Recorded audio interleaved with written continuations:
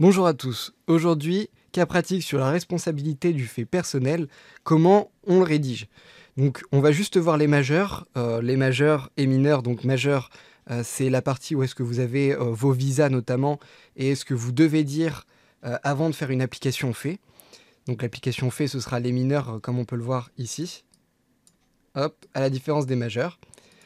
Donc, pour commencer votre cas pratique, vous pouvez faire une petite introduction, ce ne sera pas l'essentiel, mais dedans, vous mettez une petite phrase d'accroche, un rappel général des faits, c'est-à-dire ce qui va être le plus intéressant. Je ne vais pas revenir là-dessus, car vous savez à peu près normalement comment on fait le rappel des faits.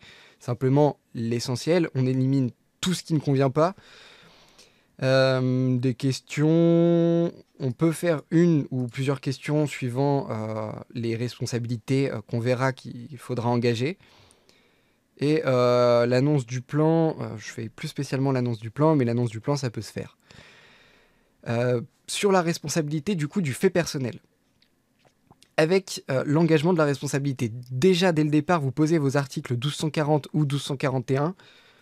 Donc ça, vous les connaissez, hein, tout fait quelconque de l'homme qui cause à autrui un dommage oblige celui par la faute duquel il est arrivé à le réparer. Ça doit être connu et reconnu, c'est par cœur ça. Vous allez commencer du coup avec les classiques faute, dommage et lien de causalité. Vous mettez votre faute et ensuite vous définissez le standard de référence. Le standard de référence, c'est quoi? C'est le comportement normal et diligent. Qu'est-ce qu'une personne aurait fait dans la même situation de normal et de diligent? Diligent, du coup, avec un peu de prévention quand même, sans trop en faire, mais tout de même un minimum. Vous définissez si la faute elle est intentionnelle ou non, si c'est une faute d'action ou d'abstention. Vous pouvez rajouter la jurisprudence Branly de 1951. Puis ensuite, vous faites une application au fait par rapport à ce qu'on vient de voir ici. Si l'ensemble de ce qui est réuni, c'est-à-dire si la personne n'était pas comme le standard de référence, et puis bon après, vous dites si c'était intentionnel, d'action, de non intentionnel ou d'abstention. Mais donc du coup, vous dites que la faute est constituée, si elle est constituée. Ensuite, vous passez au reste. Si jamais déjà c'est pas constitué, vous pouvez vous arrêter là et dire que non, on ne peut pas engager la responsabilité, etc. Ça va être la même chose sur le dommage et le lien de causalité. Il faut que ce soit 3 conditions cumulatives. Il faut que du coup, les 3 soient là. S'il y en a une qui n'est pas là, pas d'engagement de responsabilité, ça sert à rien d'aller plus loin. Vous continuez du coup, vous faites votre dommage. Le dommage, il peut être actuel, il doit être actuel, direct et certain. C'est la jurisprudence du 24 novembre 1942. Par la suite est venu se rajouter le caractère légitime. Le caractère légitime, c'est quoi? C'est par exemple, si une personne, récemment c'est encore arrivé, appelle la police pour dire excusez-moi, je me suis fait voler, et que finalement on se rend compte que la chose qui a été volée, c'est du cannabis. Si c'est du cannabis, c'est pas légitime. Par conséquent, il n'y a pas de dommage constitué. La personne n'a pas de quoi se réclamer d'une quelconque responsabilité envers une autre. Donc du coup, il doit être actuel. Quand on dit que le préjudice doit être actuel, ça veut dire que le préjudice ne peut pas potentiellement arriver dans le futur. C'est un peu ce caractère de certain. Donc le caractère de certain, ça veut dire que il faut qu'on soit sûr qu'il soit arrivé, il faut que ce soit prouvable. Par conséquent, généralement, vous pourrez invoquer le fait qu'on soit passé devant un médecin et que le médecin, lui, il ait pu rédiger des conclusions pour dire qu'il y a tel ou tel hématome sur, par exemple, une nature du dommage qui sera corporelle. Il doit être aussi direct. Le préjudice direct, ça va être le préjudice de la personne qui, par exemple, à contrario, qui s'estimerait victime des attentats du Bataclan sur un préjudice moral, mais qui n'était pas présente au Bataclan. Simplement, le fait qu'un attentat puisse se produire, ça la chamboulerait. Ça, ce n'est pas accepté par notre jurisprudence. Important, définir aussi la nature du dommage, qu'il soit corporel, moral, matériel, les préjudices d'agrément, etc. Donc ça, vous le définissez parce que ça va être important. S'il n'existe pas, il n'y a pas de dommage, il ne serait pas constitué. Donc on admet qu'il est constitué et on passe ensuite au lien de causalité.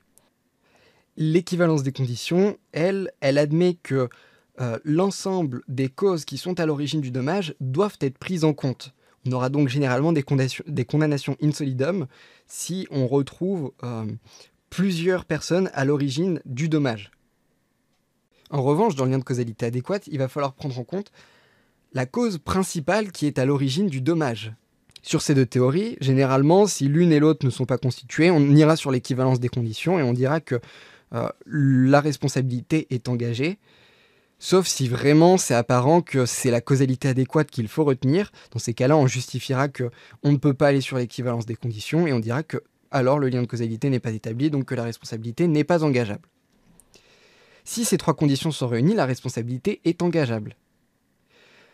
Maintenant, il va quand même falloir prendre en compte les causes d'exonération, c'est-à-dire qu'il peut y avoir des excuses à l'engagement de cette responsabilité. Ici, sur la responsabilité du fait personnel, on aura trois cas d'exonération. La force majeure, et pour engager cette force majeure, on aura l'irrésistibilité et l'imprévisibilité. La force majeure, ça va être le caractère d'une chose qui arrive qu'on ne pouvait pas prévoir. Exemple, l'ouragan qui n'avait pas été prévu par Météo France.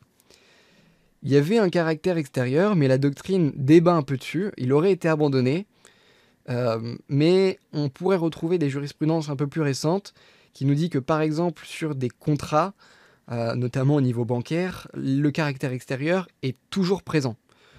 Et il serait, entre guillemets, contesté par la jurisprudence. Par conséquent, on peut le retenir, ou en tout cas, il faudra le justifier.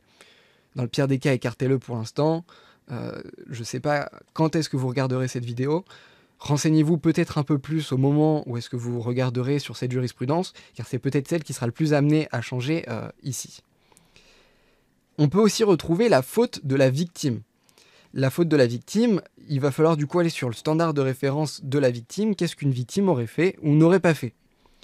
Si on retient que la victime a été particulièrement négligente, alors oui, on pourra aller sur une responsabilité en 50-50 ou une exonération, tout du moins de cette responsabilité, la responsabilité du fait personnel qu'on a engagé précédemment.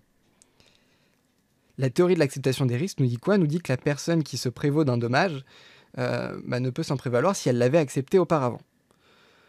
Il y a une jurisprudence, enfin il y a beaucoup de jurisprudence à ce sujet-là, notamment celle de 1995 qui vient nous dégager le risque inacceptable comme le risque de mort. On ne peut pas accepter que la mort soit un risque acceptable. Et on a de la jurisprudence qui s'ajoute à tout ça, notamment celle aux compétitions sportives. Je vous la rajoute ici parce que c'est assez important, de 2002, qui vient nous dire que dans une compétition, par exemple, comme un match de boxe, on peut accepter qu'il y ait des séquelles, un minimum de séquelles physiques. Néanmoins, et c'est quand même ce qu'il faut retenir, c'est que sur cette jurisprudence de 2002, elle le limite aux compétitions sportives, c'est-à-dire que durant les entraînements ou en dehors d'un cadre réglementaire, on ne peut pas se prévaloir du dommage de celle-ci. Si jamais il n'y a pas d'exonération possible, alors on dira que la responsabilité est engagée, et si jamais vous trouvez des exonérations, des causes d'exonération, alors vous pourrez dire qu'elle est engagée soit partiellement, soit carrément elle est totalement dégagée. Pour réaliser votre cas pratique, il faudra donc apprendre l'ensemble de cette majeure sur la responsabilité du fait personnel. Ce sera simplement pour engager la responsabilité du fait personnel, comme je viens de vous le dire. Il pourra y avoir plusieurs autres responsabilités lors d'un cas pratique qui pourront être dégagées. C'est généralement la première qu'on va apprendre parce que c'est celle qui fonde un peu l'ensemble des autres responsabilités, ou la première qu'on dégagera lors du cas pratique, de manière générale. Il faudra apprendre l'ensemble des majeures, puis faire une application mineure. Généralement, ce sera bien plus appréciable d'avoir un panier de jurisprudence sous sa main, avec quelques jurisprudences notables, de choses qui pourraient tomber sur la responsabilité du fait personnel. Ça, c'est juste le minimum acceptable qu'il faut avoir dans son panier de connaissances pour la responsabilité du fait personnel sur votre cas pratique.